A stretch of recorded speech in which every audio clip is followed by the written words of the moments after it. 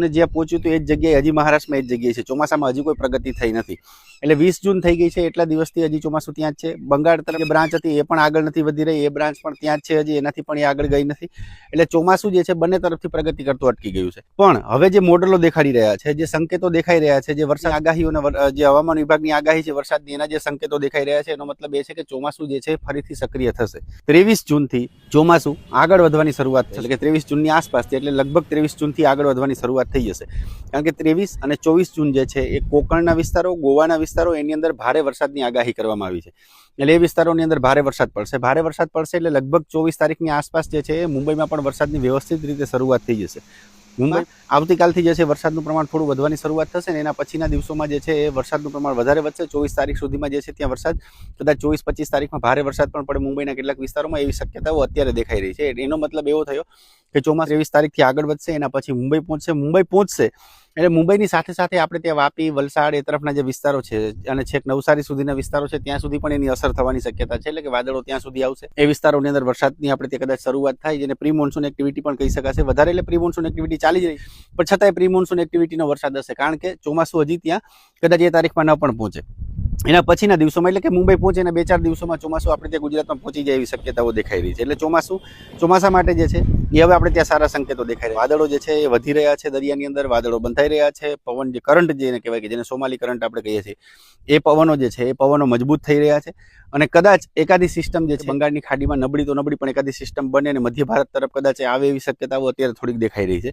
એ પ્રકારની સ્થિતિઓ બધી બની રહી છે. બીજું જે છે કે જે આપણે ત્યાં જે વાત કરતા હતા કે સિંધ પ્રદેશ અને પાકિસ્તાન તરફથી જે છે જે સૂકી હવાઓ આવી રહી છે, સૂકી હવાઓનો ધીમે ધીમે જે છે એ હવે આ નબળી પડી અને ભેજવાળી હવાઓ જે છે એ આગળ વધી રહી છે. એટલે આ બધા સંકેતો છે કે ચોમાસું જે છે એ હવે મજબૂત બની રહ્યું છે.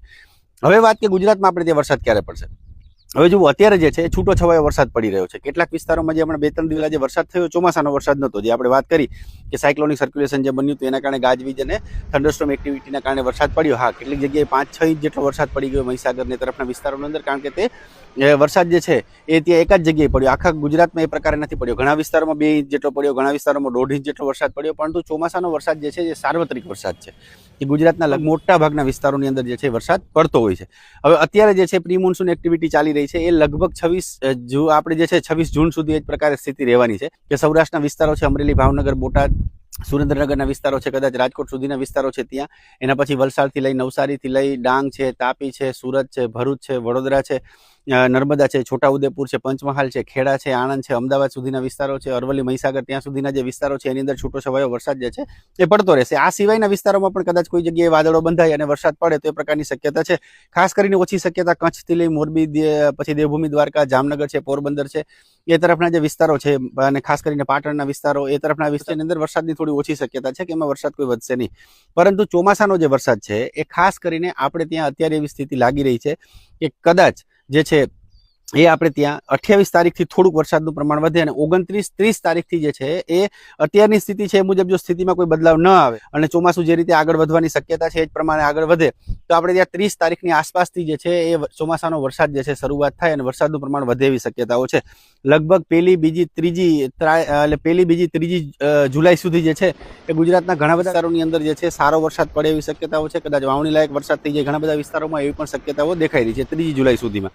અને જો એ સ્થિતિમાં કોઈ ફેરફાર ન થાય, કદાચ માનો ચોમાસું મજબૂત બને અને ઝડપથી આગળ વધે અને વધારે મજબૂત બને તો આપણી માટે સારી વાત છે કે તો વરસાદ જે છે થોડો વહેલો શરૂઆત થઈ જશે.